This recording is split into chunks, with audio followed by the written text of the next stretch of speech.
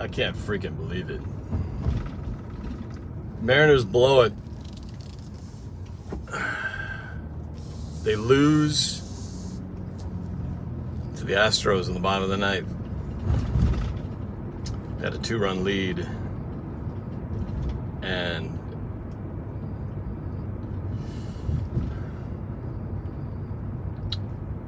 they hit a game-winning walk-off. I knew I kept worrying. I never felt secure in this the whole time because I know how potent that Astros offense is, and it was. I don't know. In some ways, maybe it's better that I was live streaming this earlier, and I had to go, which I'm driving right now. So I actually missed the walk-off, and maybe it was better because that would have been just as bad knowing as it was anyway. Because I had to go to my girls' volleyball game today. I had to leave, so I left with that final when they put in Robbie Ray. I didn't even know at the time who they were putting in to pitch, and then I look at my phone. It still says 2 runners on first and second. Next thing I look at, it's final. Was it 8-7? What was the final score? 8-7, whatever it was. Robbie Ray, the loser. I was like, Robbie Ray? You put Robbie Ray in there? All guys, he's probably the one pitcher I have the least confidence in, especially against the Astros. I didn't understand that move. I don't know, man. It felt like this was the one game. We were given a gift to win this series if we could steal one. And to lose this one the way they did now feels like, I don't know how they bounce back. Maybe they can, but I feel like this next game is going to be I have a bad feeling about the next game. I'm not going to be able to watch that one either. I got to work, so I'm going to miss that one. I have a feeling I'm going to be looking at some very bad scores on Thursday, and that's going to come down to that final game, potentially final game on Saturday. All the more reason I'm thinking now, maybe it's good I didn't get tickets for that game, because that could be a really depressing third game.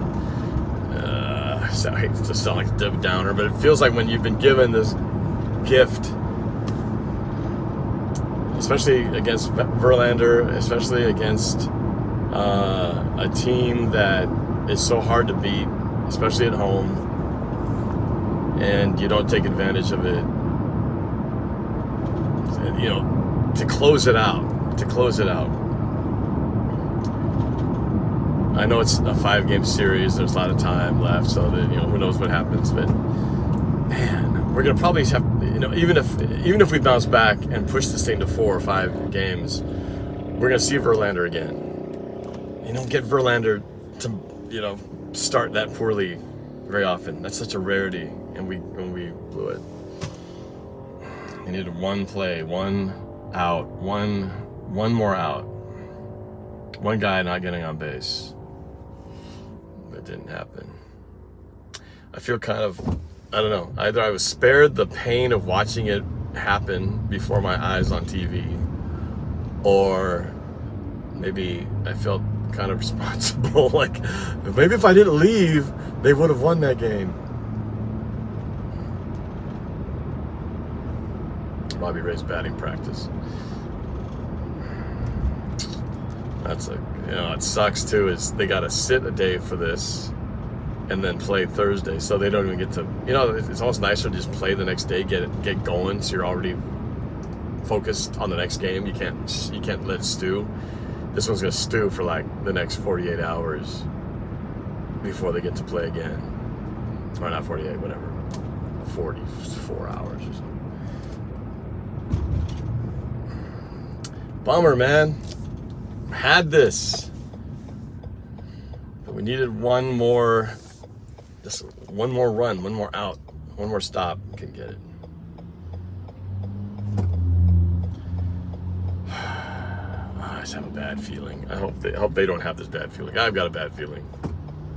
This would have changed everything. This would have totally, would have given us 2 games at home. Would have put the Astros on edge. It would have made it to the best they could do is come out from home 1-1, and now it's I have a bad feeling now going into the second game that we're going to be 0-2 in the hole.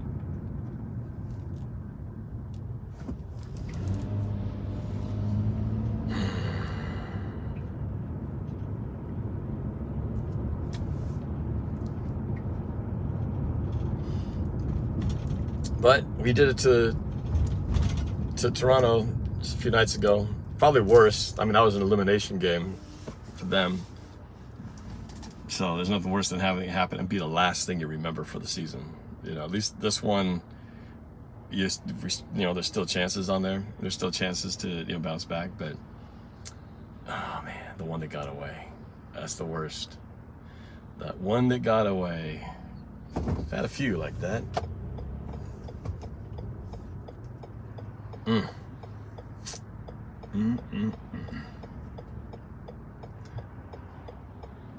a little bit of kind of like a couple of our losses the Seahawks have had. This last one against the Saints should have won that game. Should have beaten the Falcons. Sorry, David. Slida.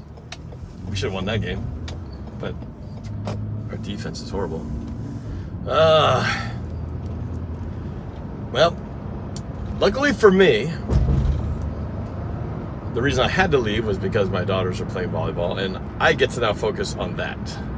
There's nothing better to get your mind off something so annoyingly, frustratingly painful like your team's loss than to have something else to get distracted by. So now I get to focus on their game tonight, and now it's all about just volleyball and my girls and, doing all the things I got to do. But, man,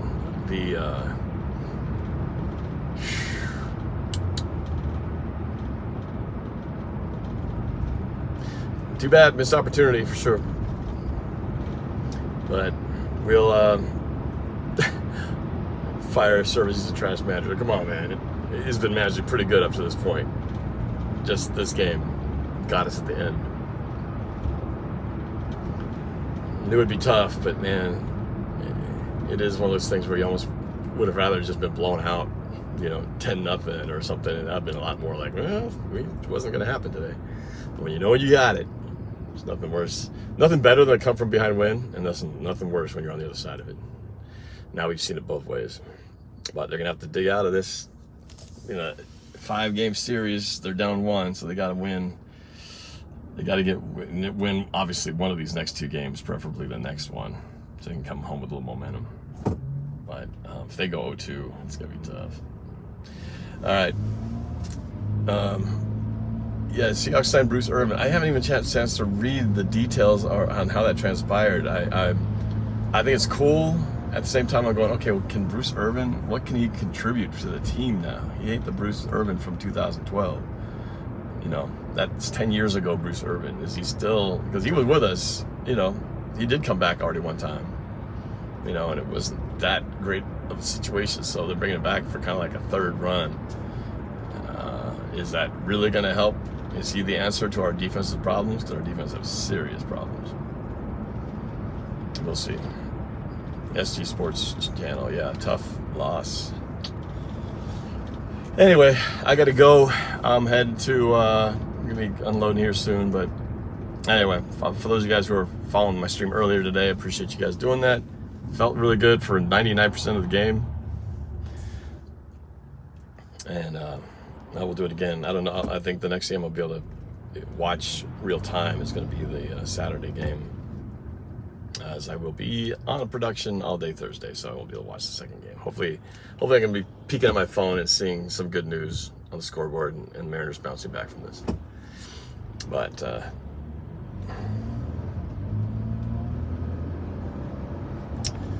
all right, wish my girls luck. They really need to get this win just to keep up with the other team. Whoa, shit. Almost rear-ended somebody. Damn. Woo! That was close. You guys would have heard it. You would have heard the bam. The good thing I had an escape route. Jeez. First it came to a quick stop. I didn't see it coming. That would not have been a good way to finish. There's a lot worse things than a Mariners loss, and that would be rear-ending somebody. And actually, a friend of my daughter's rear-ended somebody right here in the spot I'm about to go to. It's this signal crosswalk. Somebody crossed, but the signal was still green, and they had to slam on the brakes, and it was a multiple domino effect. Damn. That was close. I would not have stopped in time. What I had to do, I had to basically veer to the right. I basically, I just quickly swerved to the right, went on the shoulder, because I was not going to stop in time. I was going to smack that car right in the ass. That would not have been good. Whew. All right. Life check, perspective. Things could be worse. All right. I'm chill now. Life is good. Who cares if we lost that game? Volleyball's fun. Cheer on my girls. Have a good time. Woo-wee. That would not have been fun. All right. You guys would have been witness too. Okay. Good night, y'alls. See y'all later. Catch you next time. Go Mariners. Go Seahawks.